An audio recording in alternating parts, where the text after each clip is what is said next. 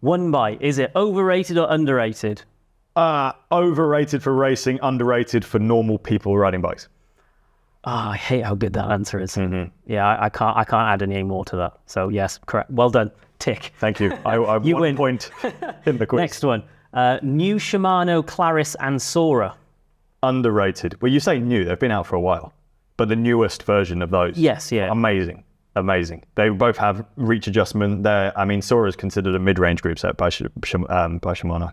So people underestimate how good Sora is in particular. So you're saying they're underrated? Underrated.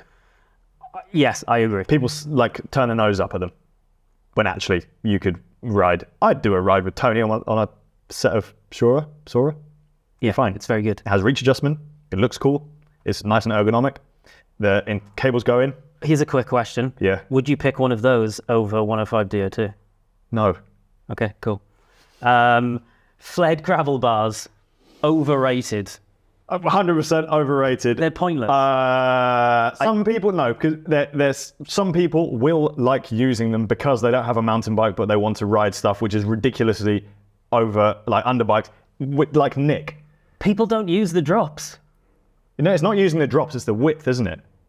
It's so the flared, so they go super wide, and then they have to make them flared, otherwise you end up with wrist, shoulder pain, back pain. So from that, you're getting the flared hand position. Yeah. So I'm thinking just the drop is flared. Oh, the drop is flared. Yeah, that annoys me. I don't like having the flare on my gravel bike. I wish it was just a straight drop.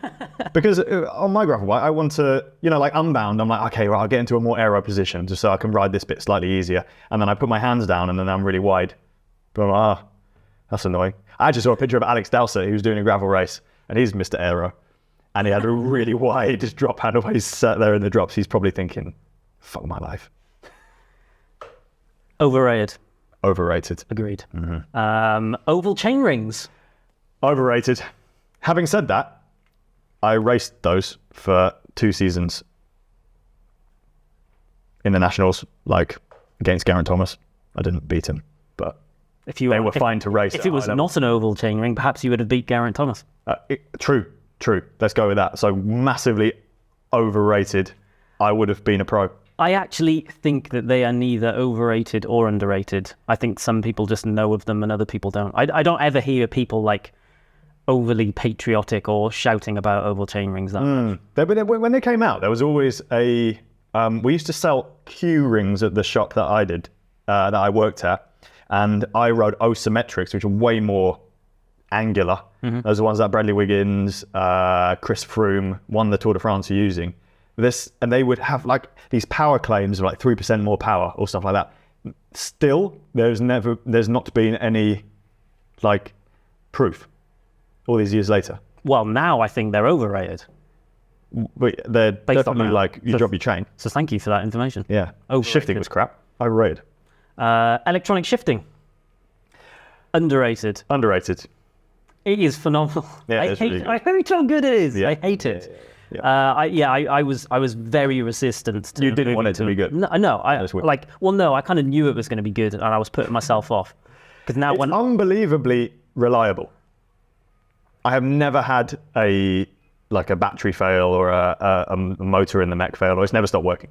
Ever. It just works. It just works. There's Boru from Herne Hill Velodrome is riding around the world right now. Yeah. In some pretty remote locations. He's got SRAM Force, ETAP, wireless. It's just reliable. The caveat is you don't need it, but it is so much better than you think it's going to be. It is good. But it is really expensive. You've seen the next one. Keto diets. Do you want to explain what a keto diet is?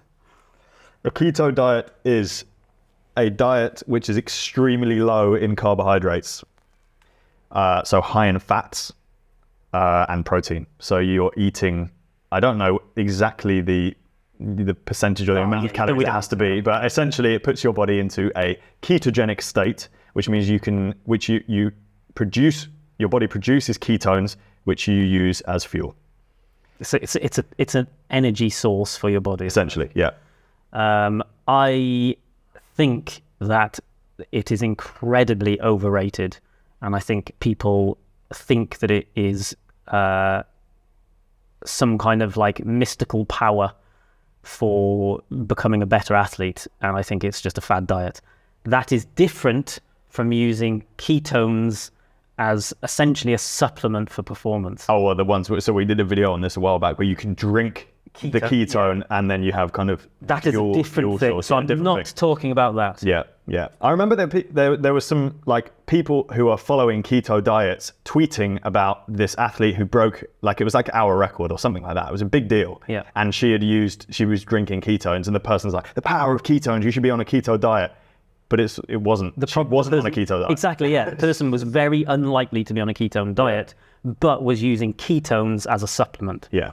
So in no study ever has a ketogenic diet outperformed a carbohydrate. Fact or speculation? No, fact. Okay. In no study ever. Yeah.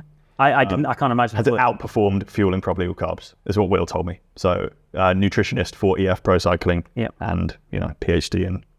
So yeah, overrated. Yep. Final one on the list. Bivvy bags. Bivvy bags? A bivvy bag. We've slept in in two bivvy bags, not the same one. We slept in two bivvy bags. Can you imagine? It would be so close. But you borrowed my bivvy bag, didn't you? Yeah. They're like the poshest ones in the world. That was mint. So a normal bivvy bag is just like a human sack, big tent, which you get into and you wear a sleeping bag underneath, but it protects you from the elements and usually just has a little face hole. Yeah. Your ones were amazing. Yours and Emily's. And they have like a mini tent around your head, so it's elevated, and then a net to stop the bugs coming in and stuff. However, even that one, too hot. Horrible. So overrated. I would say sleeping in a bush in general, overrated. Sleeping outdoors when bikepacking, overrated. Always stay at a hotel at a B&B. There's the option. Always. Yeah, I've slept in a few bushes.